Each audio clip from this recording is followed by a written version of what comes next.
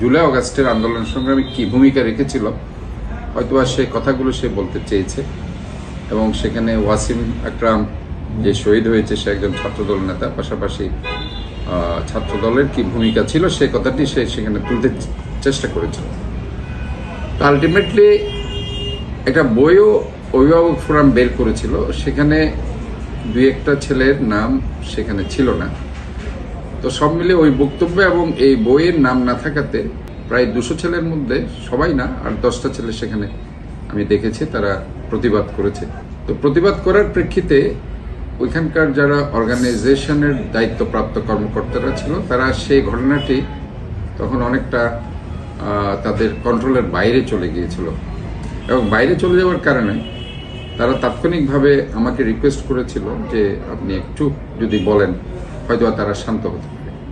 তো স্বাভাবিকভাবেই আমি যেহেতু সে অনুষ্ঠানটির প্রধান অতিথি, এবং সেখানে আপনারা সবাই দেখেছেন যে প্রেস ক্লাবের সেক্রেটারি জাহিদুল করিম কোচি সাহেব ছিলেন, এবং সেখানে বিশিষ্ট সাংবাদিক বাসসের দায়িত্বপ্রাপ্ত শাহনওয়াজ ভাই সেখানে ছিলেন, প্রিভিয়ার ইউনিভার্সিটির নবনিযুক্ত ভিসি নসরুল কদির সাহেব ছিলেন, এবং সেখানে শহীদ পরিবারের যারা গার্ডিয়ান আছেন, তাদের বাবারা আছেন, মারা আছেন, তারা সেখানে ছিলেন, এবং বিভিন্ন আহত যারা ছিলেন তারা ছিলেন, এবং বিভিন্ন শহীদ পরিবারের আত্মীয় স্বজনরা ছিলেন।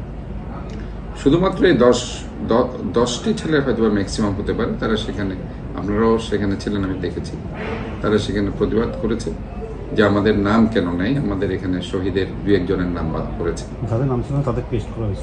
এবং সেখানে এইটাই মূলত তাদের প্রতিবাদ ছিল। আর যে বক্তব্যটা তারা বলছিল বক্তব্যে অন্যদের খাটো করা হয়েছে। তারপরে এদের রিকোয়েস্টের প্রেক্ষিতে আমি সেখানে উঠলাম। আমি, আপনারা হয়তো খেয়াল করেছেন, আমি প্রথম থেকে কিন্তু তাদেরকে খুব রিকোয়েস্ট করছিলাম যে তোমরা বসো, যদি কারোর নাম বাদ করে থাকে আমি এখানে যারা অর্গানাইজার আছে আজকে অনুষ্ঠানটি যারা আয়োজন করেছে তাদেরকে আমি রিকোয়েস্ট করছি দরকার হলে তারা আরেকটি বই বের করবে, এই বই বের করে তারা সেটা ওই নামগুলোকে রিরাইট করবে, এবং সেখানে নতুনভাবে তারা হয়তোবা সেখানে আবার নামগুলো সেখানে সংযোজন করবে। এতে হইচই করার কিছু নেই, কারণ ভুল হতে পারে, ভুল মানুষ স্বাভাবিক, ভুল হয়েছে, ভুলটা তারা কারেকশন করবে।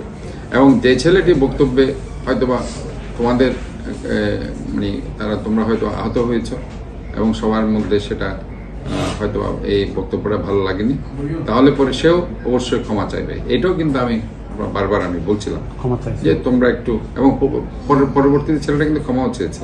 যখন তারা থামছিল না, হয়তোবা একটা স্টেজে আমি তাদেরকে বলেছিলাম যে এটা আমি তাদেরকে শাসন করতে পারি, এজ এ মেয়র আমি শাসন করতে পারি, তাদের অভিভাবক হিসাবেও শাসন করতে পারি, যেহেতু অনুষ্ঠানটিতে ভালো লোকজন এবং অনেক চিটাগাংয়ের বাইরে থেকে লোকজন আসছিল, পেশাজীবী সেখানে ছিল, এবং যারা অর্গানাইজার তারা অনেকটা অসহায় হয়েছিল যে অনুষ্ঠানটি তারা শেষ পর্যন্ত চালাতে পারবে কিনা।